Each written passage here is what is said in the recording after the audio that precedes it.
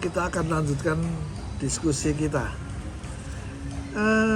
Kemarin saya katakan bahwa kita akan membahas tentang penegakan hukum. Ya. Kita akan mencoba membahas tentang penegakan hukum di proses penyelidikan dan penyidikan, yaitu di kepolisian. Untuk melihat, mendiskusikan hal tersebut, kita harus lihat tugas polisi menurut Undang-Undang Nomor 2 Tahun 2022. Di situ dikatakan tugas kepolisian adalah memelihara keamanan dan ketertiban masyarakat. Ya. Ketertiban masyarakat dan keamanan juga merupakan tugas daripada hukum, fungsi daripada hukum. Ya. Lalu yang kedua dikatakan menegakkan hukum, lalu selanjutnya memberikan perlindungan, pengayoman dan pelayanan kepada masyarakat. Yang perlu menarik sekali kita bahas yang pertama adalah tentang menegakkan hukum. Ya. Ini yang saya jelaskan kemarin. Menegakkan hukum itu bukan berarti bukan sekedar hanya menegakkan peraturan undang-undang. Ya. Karena peraturan undang-undang itu dibuat negara, dan kemarin saya jelaskan menurut saya itu hasil bargaining politik, wujud atau simbol dari sebuah kebijakan publik. Menegakkan hukum itu menegakkan tata nilai kehidupan. Ya, teori pluralisme mengatakan minimal tentang menegakkan hukum yang dibuat oleh negara, lalu menegakkan hukum kebiasaan yang ada di masyarakat yang menghasilkan kearifan lokal, dan juga tentang etika dan moral. Ya, inilah penegakan hukum, menurut saya penegakan hukum yang progresif. Jadi kalimat menegakkan hukum harus diartikan sebagai sesuatu yang luas, bukan hanya menegakkan menegakkan tentang hukum negara. Lalu yang kedua, masalah pengayoman dan pelindung. Ini juga menarik untuk dibahas. Pengayoman dan pelindung untuk masyarakat. Ya, bukan sekelompok masyarakat. Ya, di dalam kasus pidana biasanya ada pelapor dan terlapor.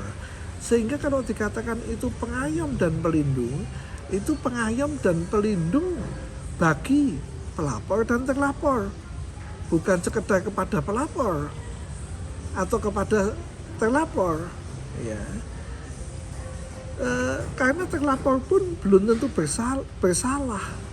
Sehingga potret peristiwa hukumnya harus sangat detail. Ya, potret empirisnya sangat detail. Ya, terlapor itu kan belum tentu bersalah. Kita harus menjunjung asas praduga tidak bersalah. Ya. Oleh karena itu semestinya memang polisi punya hak untuk menahan. Tetapi menahan ini pun sebenarnya kan ada syaratnya untuk mencegah supaya orang tidak melarikan diri, untuk supaya tidak menghilangkan barang bukti. Ya, kalau zaman dulu waktu saya di praktek awal di dalam kasus kepolisian, penahanan tidak menjadi sesuatu yang agak tanda petik wajib. Orang bisa dimungkinkan dengan wajib lapor dan sebagainya, sehingga tetap termonitor keberadaannya. Tapi saat ini yang terjadi, kalau kasus pidana apalagi cukup nilainya besar, ya pasti akan ditahan. Ya. Padahal dia belum tentu bersalah. Ya. Penahanan itu semestinya penahanan terhadap terlapor yang belum tentu bersalah itu sebenarnya menurut saya ada pelanggaran HAM. Karena apa? Dia belum tentu bersalah. Karena di dalam penahanan itu terjadi pembatasan kebebasan. Ya. Belum kemudian pengelolaan rutan. Pengelolaan rutan dikelola oleh kepolisian. Ya, ini menurut saya nggak fair di dalam penegakan hukum. Kalau pengelolaan hutan dikelola oleh Menkumham itu berbeda cerita.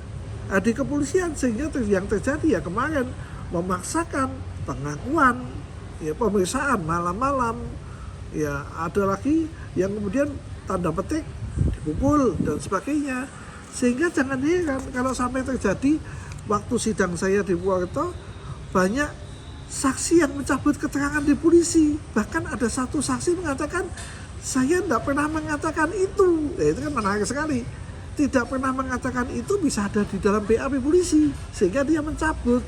Ya, belum juga dengan pertanyaan-pertanyaan penyidik yang mengarah, dan itu sebenarnya bukan pertanyaan yang bagus, tetapi sebuah statement yang coba dilontarkan untuk mendapatkan jawaban yang sesuai dengan keinginan penyidik, sehingga bisa menggiring kasus.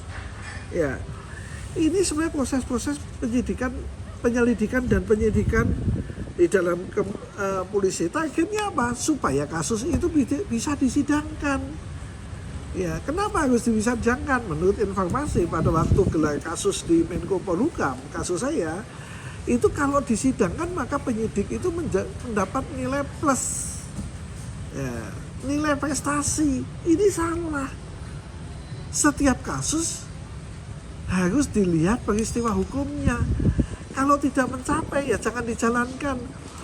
Ini memberikan bonus atau memberikan penilaian agar kasus berjalan, itu sendiri adalah menyalahi dari tugas polisi, yaitu pengayom dan pelindung. Kalau dengan demikian, berarti tugas polisi itu adalah cenderung kepada pelapor. Oleh karena itu, di dalam proses penegakan hukum di Indonesia, semestinya orang bersalah itu bukan sejak diputus oleh pengadilan namanya kekuatan hukum tetap, tetapi 75% dia di kepolisian itu sudah boleh dikatakan bersalah, boleh dikatakan palu akan digedok, sehingga akan mengalir di kejaksaan, dan kemudian di pengadilan juga terjadi proses yang tidak cermat, sehingga palu digedok menjadi dia bersalah.